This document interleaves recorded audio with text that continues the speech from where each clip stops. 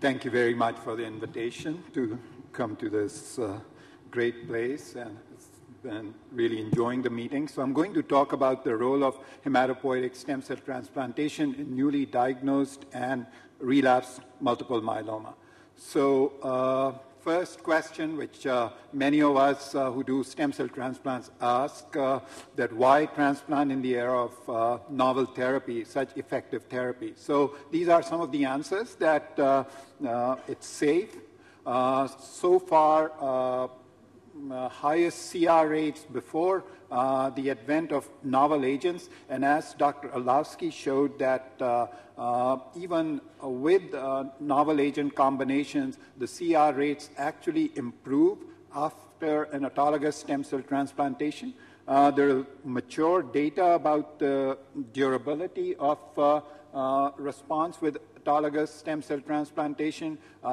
At least 2 randomized trials showed longer progression-free survival, and a couple of trials showed better quality of life in patients who underwent an autologous stem cell transplant.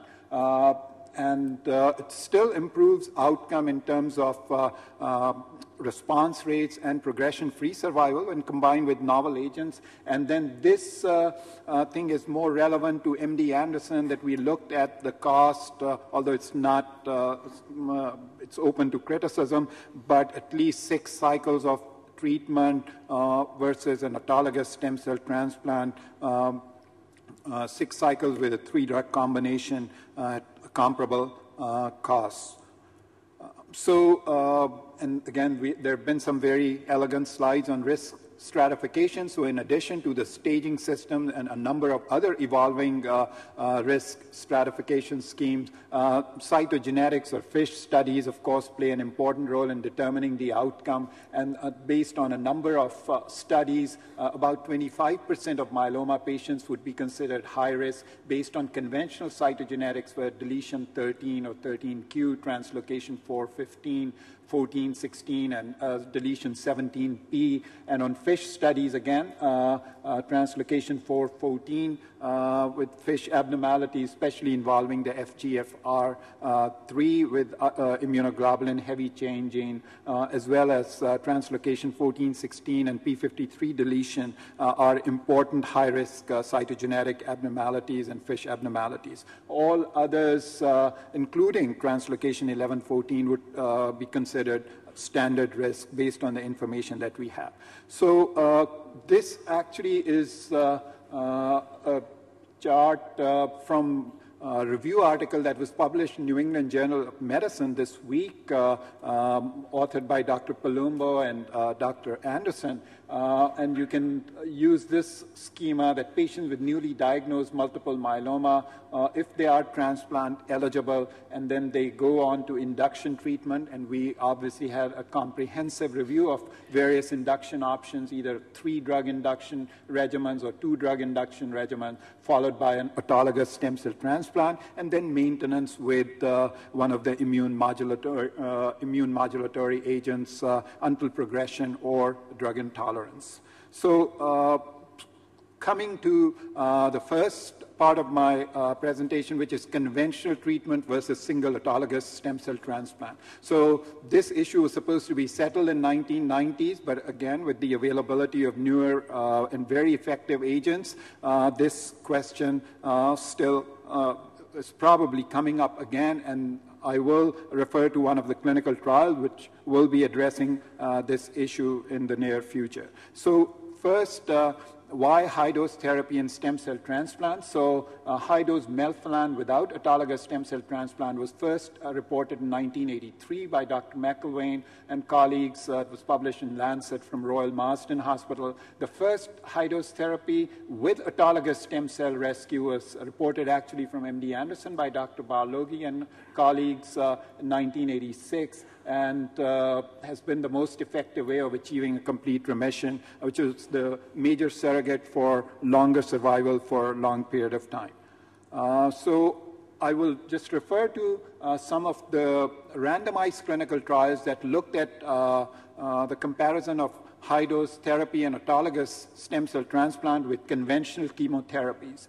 So there are 2 positive studies where the overall survival was significantly better with stem cell transplant compared to conventional chemotherapy. The first study was the French study that was published in New England Journal of Medicine. It was an IFM 90 study where there was a higher CR rate, and these were again using the older induction regimens like VAD, 22% CR rate after a single autologous transplant versus 5% in the conventional dose arm. And there was almost a year prolongation of overall survival.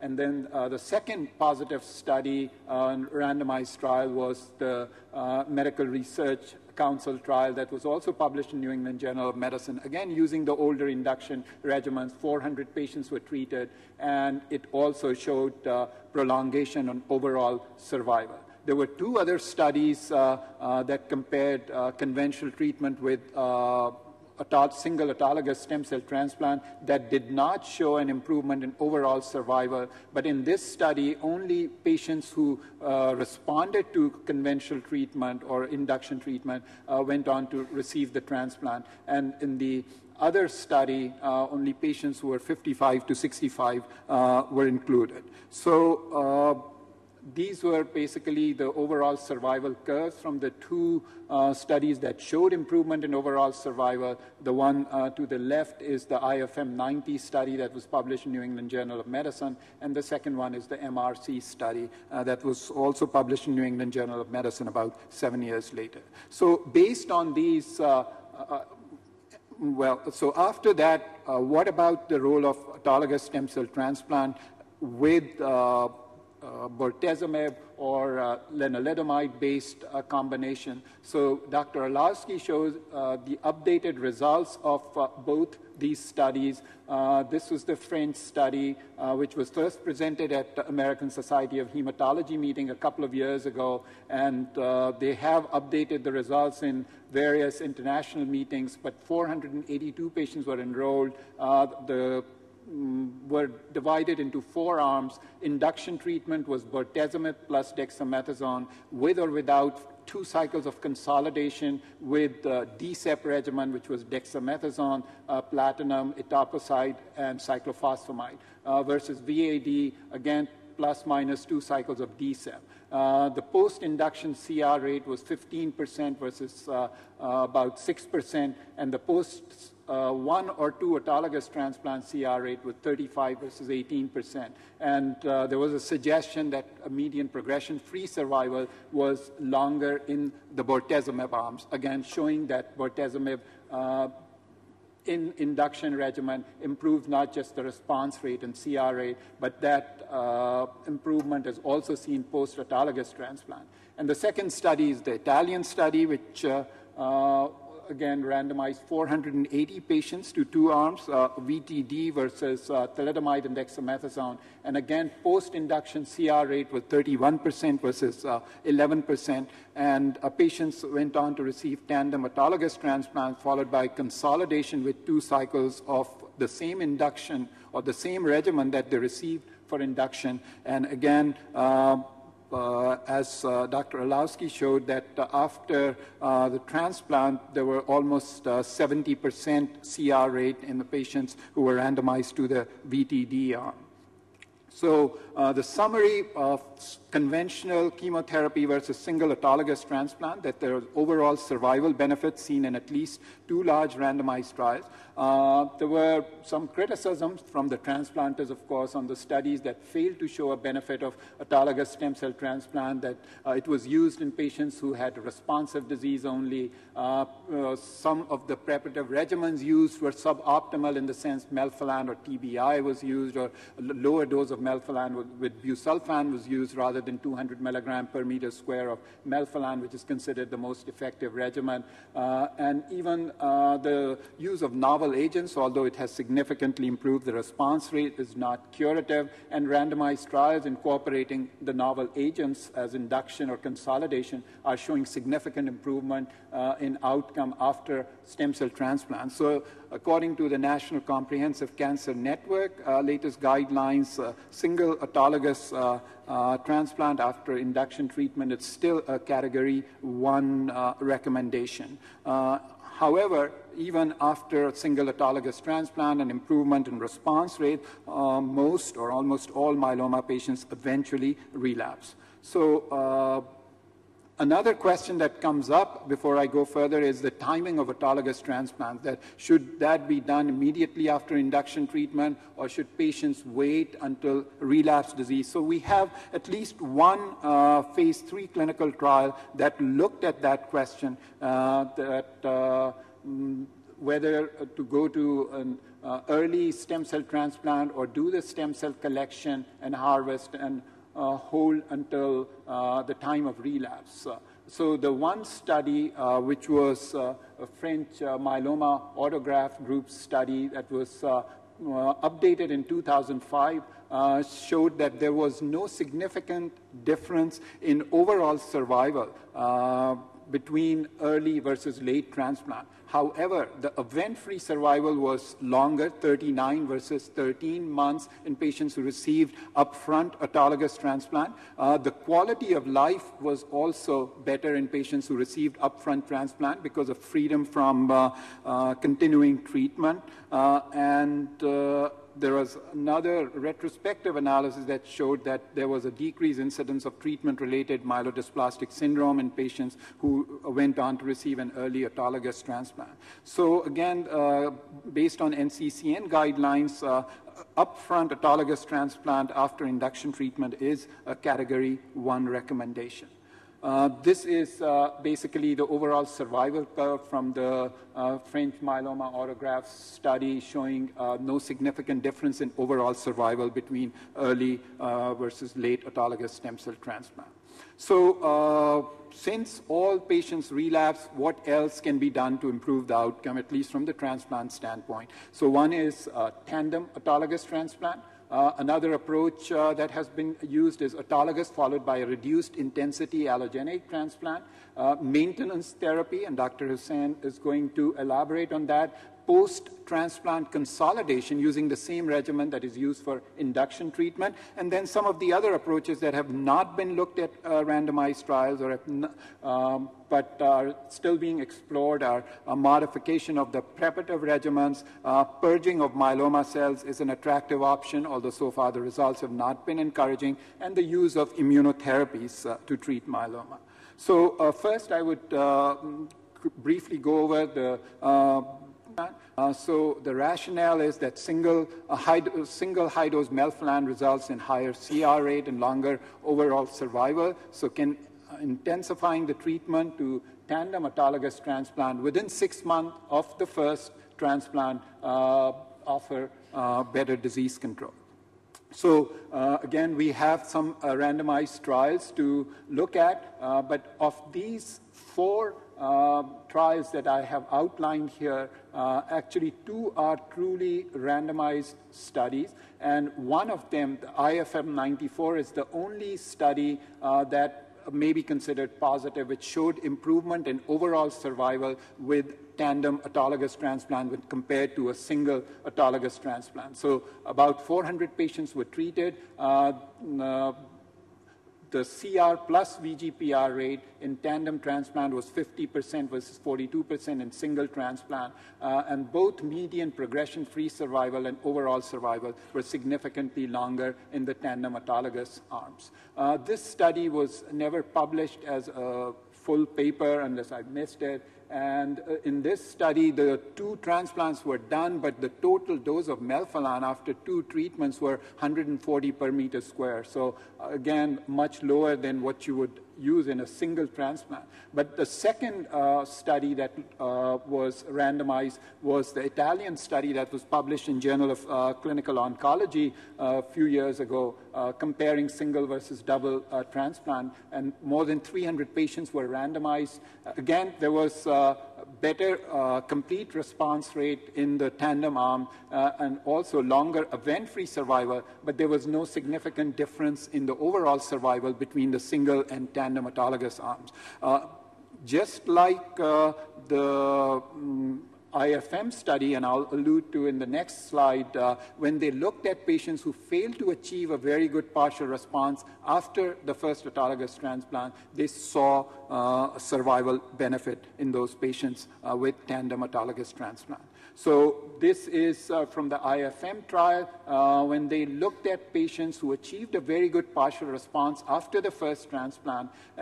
These patients did not have any improvement in overall survival. But patients who had less than very good partial response after the first transplant definitely got a significant benefit from the second transplant versus patients who received just one transplant. So based on this, one can say that tandem transplants may be offered to patients who achieve less than VGPR after the first transplant, although the criticism is that these studies were not powered or designed to look at that difference, and that was not the primary endpoint. And generally, the second transplant should be offered in the tandem setting within 6 months of the completion of the first transplant. And this is not a Category 1 recommendation because the randomized trial data are not as strong for the tandem transplant.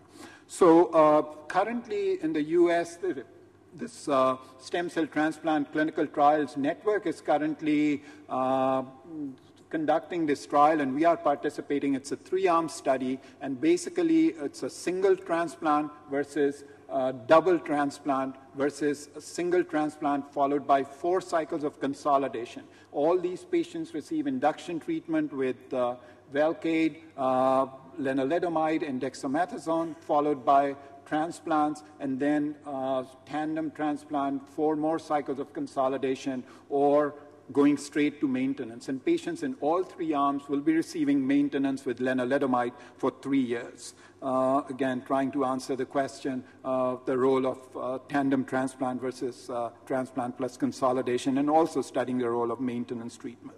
So what about the allogeneic stem cell transplant? So again, if you look at old retrospective or phase 2 trials, it is perhaps the only potentially curative treatment where one can see a plateau after 10 years or 15 years. But the problem is that at least in those studies, the transplant-related mortality has been 20 to 40%. The curative potential, as we all know, comes not just from the high-dose chemotherapy, but also from a tumor-free graft from a normal donor, as well as immunologic graft versus myeloma effect. So previously, most of the transplants were done with myeloablative regimens, so only 5 to 10% of patients would be eligible because it could only be performed in much younger patients, and the treatment-related mortality was extremely high. 30 to 50% was reported in many of those studies. So this was more or less abandoned. Now, with the availability of reduced intensity conditioning regimens, the transplant-related mortality has been reduced to less than 20%.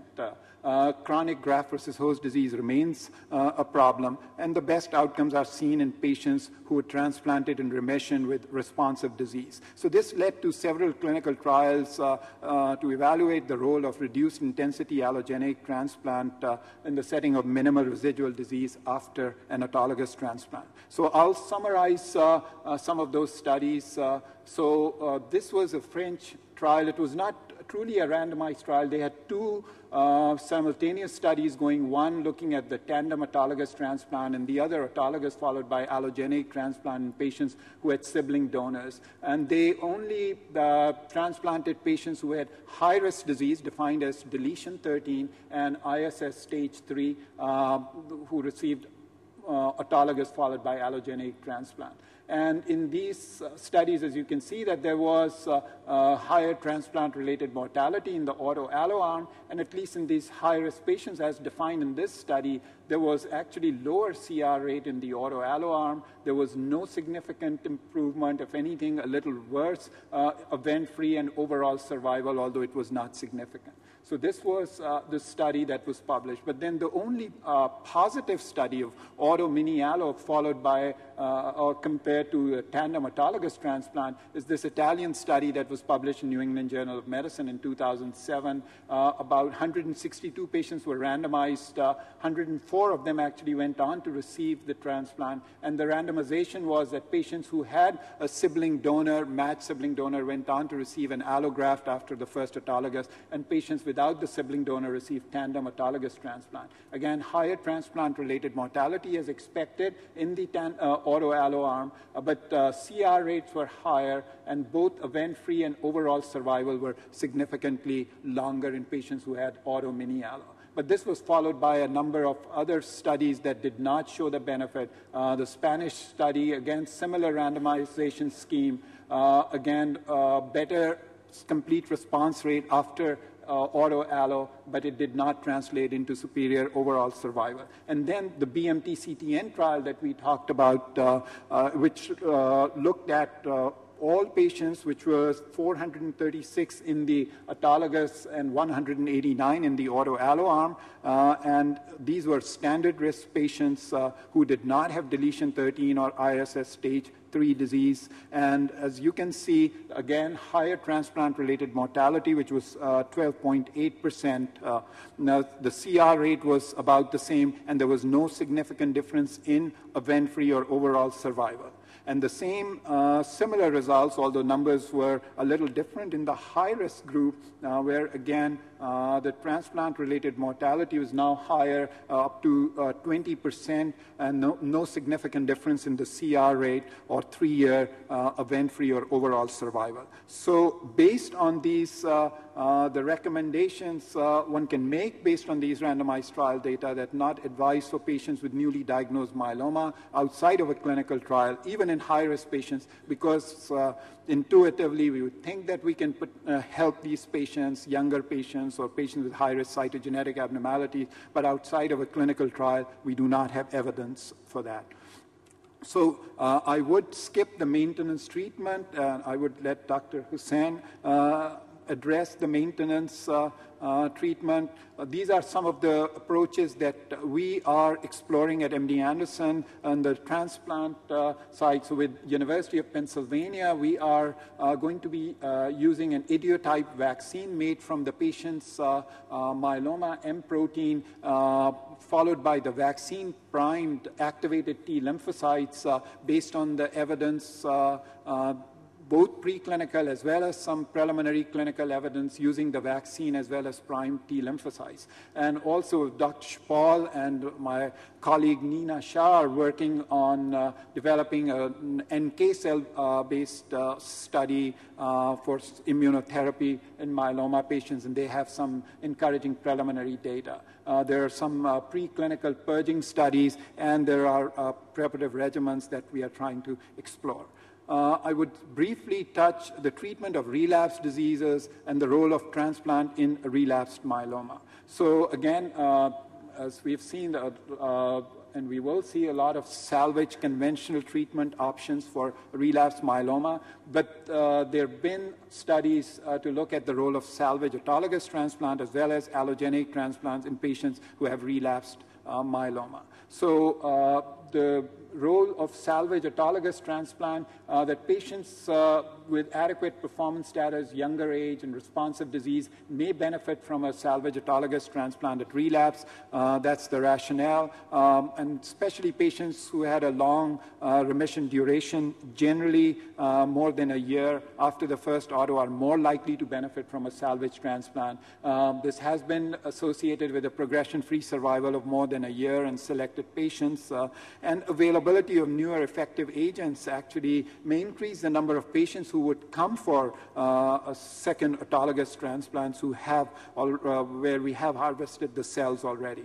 So this is one of the recent analyses that we did for patients who received a second autologous transplant for relapse disease at our institution. So we looked at 44 patients who received a second autologous transplant for relapse myeloma. Their median age was 54, and generally about 2.5 years interval between their first and second transplant. We had a follow-up of about 3.5 years. As expected, the transplant-related mortality with an autologous transplant is low, and response rate was about 90%, but not as high a CR rate. the median progression-free and overall survival is not much different from what has been reported, about a year of median progression-free survival and about 32 months of overall survival from the time of second transplant. And again, for overall survival, many of these patients went on to receive other salvage non-transplant therapies later. So there may be a role for a second autologous transplant in select patients, and availability of effective second-line agents and improvement in supportive care and the use of maintenance treatment may further improve the outcome. And just the last couple of slides about the role of allogenic transplant in the salvage setting. Again, the same argument that allogenic transplant has been associated with durable remission in about 25% of heavily pretreated patients. There have been studies where we and others have looked at the role of allotransplant in salvage setting. Transplant-related mortality, although lower with the reduced intensity conditioning regimens, still remains a problem with about 15% transplant-related mortality, mainly due to graft versus host disease and infections, and chronic GVHD remains a problem. So we looked at about 150 patients, most of them relapse patients who received allogenic transplant at MD Anderson in the last 20+ years. So again, the median age was about 50 years, and 60% of these patients had received a prior autologous transplant. 100-day transplant-related mortality was 17%, and that includes patients who had myeloablative regimens. About 1/3 of patients had myeloablative regimens before, so that led to a higher transplant-related mortality. And overall response rate was 73%, but most of these patients were heavily pretreated, and many of them were refractory disease at allotransplant.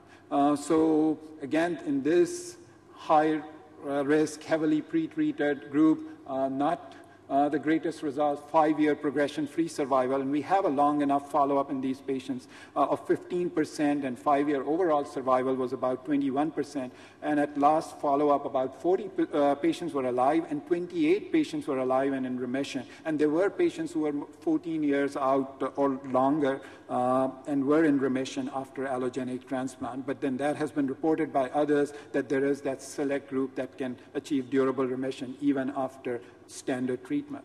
So is there a role? So in this large single-center study where more than 80% patients received allotransplant for relapse or refractory disease, it was associated in a small subset with a durable remission and long survival.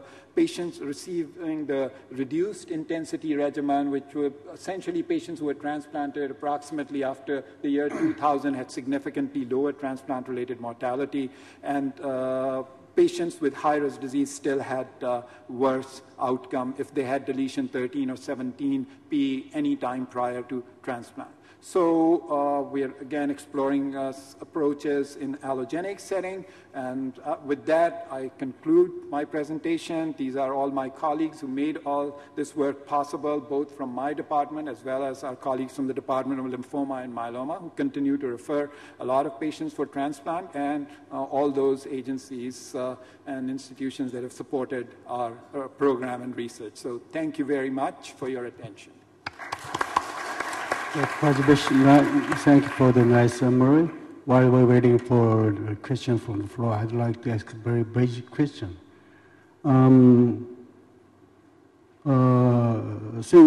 Since for the first publication of IFM 90 paper, there had been some doubt about the real role of hydrotherapy until the second positive paper from MRC. But subsequent papers are not very positive. As far as I know, Dr. Koresh published the meta-analysis of hydrotherapy versus conventional therapy in the journal of probably bone marrow transplantation, in which there was only statistically significant progression-free survival advantage, but not overall survival advantage. My question is it justified to accept it since the hydrotherapy shows only progression-free survival? That is my first question. So again, I think your point is valid, but there are at least 2 randomized trials which support the role of single autologous transplant. So I think there is still a role, if you want my opinion, and which is based on these data. Sure, there are other studies that did not show the benefit, but again, there are questions related to that. But this question, again, is open again, and there is, actually, I was referring to, there is an intergroup trial in the United States, as well as the IFM group will be participating, where we are looking at the role of induction treatment with bortezomib, lenalidomide, and dexamethasone, and continuing treatment with that versus induction followed by single autologous transplant and maintenance treatment. So yes, that probably is the way to look at this question again, rather than going to a meta-analysis or a review. More? Yes, you alluded to it just briefly, but I think the most burning question now with regard to autologous transplant and myeloma is the role of Revlimid or lenalidomide maintenance. I'm just going to make a brief statement that we have used the BIRD regimen, which is lenalidomide, dexamethasone, and Biaxin, and have had patients on maintenance for well over 5 years now without any evidence of myelodysplasia or acute leukemia. But these patients were not exposed to alkylating agents. On the other hand, it's been recently reported that there is a small but definite incidence of leukemia and myelodysplasia with Revlimid maintenance in post-auto transplant, even though the progression-free survival seems to be markedly enhanced. Do you feel, and I'd like to hear what Mohammed has to say as well, that small but real incidence of leukemia following high-dose alkylating therapy with transplant is sufficient to withdraw our recommendation that one consider Revlimid or lenalidomide maintenance? Sure.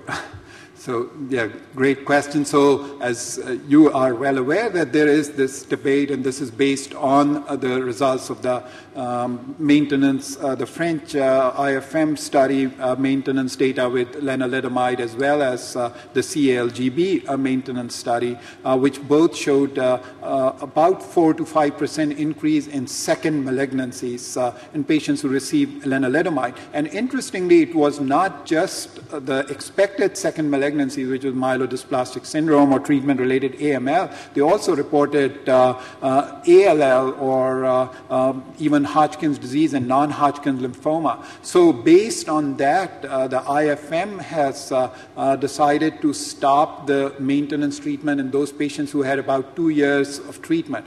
But the CALGB, when they analyze that, say that yes, they are going to seriously look at that. It is probably real, but there is not sufficient evidence to change or stop lenalidomide maintenance, because that 58% or 54% reduction in or prolongation of remission or prolongation in time to progression certainly justifies the maintenance treatment at this point. And I believe International Myeloma Group also consulted a number of myeloma experts, and their guidelines were essentially the same, that continue to monitor, watch carefully, but don't change practice at this point. So that is one of the big questions that could, is this happening primarily in patients who have received melphalan and within 3 months of high-dose melphalan have started lenalidomide? So could this be this prior exposure and the proximity of the exposure to the high-dose alkylating agent? But again, we'll have to wait for those answers. Dr. Alas. There's one. Oh, sorry. Okay, since the tandem auto transplantation is still a viable option for some of the myeloma patients, so my question is, do you think we should use the different conditioning regimen for those patients? Because most of the data show that we use the melphalan 200 for twice. Right. So I think outside of the clinical trial, your best conditioning regimen, which is again based on some of the randomized trials where high-dose melphalan 200 per meter square was compared with melphalan TBI or some of the other regimens, the regimen that I think is most effective would still be 2 doses of melphalan 200 milligram per meter square, as long as patient has adequate organ system function and performance status and has achieved less than VGPR after the first transplant. So even in the second time? Even in the second time? Even on the second transplant, yes. So what's your conditioning regimen in MDS and for the allogeneic transplantation? So for allogeneic stem cell transplant, we mostly use a combination of fludarabine and melphalan. Fludarabine about 120 milligram per meter square over 4 days. And melphalan, we actually have a clinical trial where we're comparing the 2 doses of melphalan, 100 milligram per meter square versus 140 per meter square. And the hypothesis is that for reduced intensity transplant and graft versus myeloma effect, perhaps a lower dose of melphalan may be equally effective and perhaps less toxic. So we incorporate the novel agent like the bortezomib? Sorry. I say that, do you incorporate the novel agent like So at this point, not in the conditioning regimen, but yes, before transplant, for induction treatment and other treatments, yes, they all have novel agents. So Muzaffar, a very nice talk. You mentioned what I was going to ask about, which is the graft versus myeloma effect. Sure. Considering that we have a number of studies now that show that a tandem auto is at least as good or perhaps better compared to an auto followed by a mini allo, and the fact that your data that you showed suggests that high-risk patients do poorly with salvage mini allos or allos, what data can we look at that convince us that there really is a clinically relevant graft versus myeloma effect? Sure. So, good question. So, the initial, I think the graft versus myeloma effect, if somehow one can overcome the early transplant-related mortality, the only plateau that we have seen in that aborted SWOG study, which had the allogeneic arm, the patients who had, after 40% mortality, had a plateau. So if that could be attributed to a graft versus myeloma effect, how are you going to separate it from graft versus host disease and other toxicities is obviously a difficult thing to do. The other evidence of some graft versus myeloma effect is the donor lymphocyte infusion, again, which are associated with responses even when given without any concurrent treatment. But how can we harness that graft versus myeloma effect and separate it from graft versus host disease and other toxicities is an open question. Muzaffar, I would have told him to ask Larry Kwok that question. Last question. Yeah.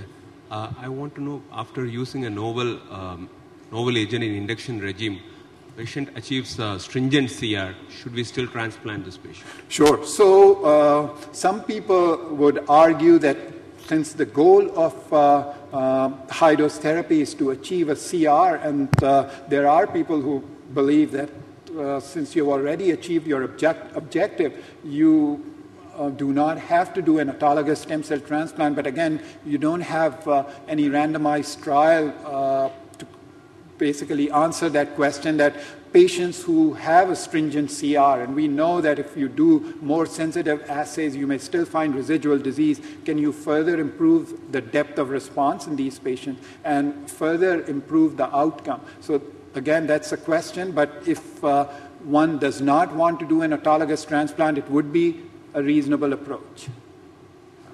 Okay. Thank you. Thank you.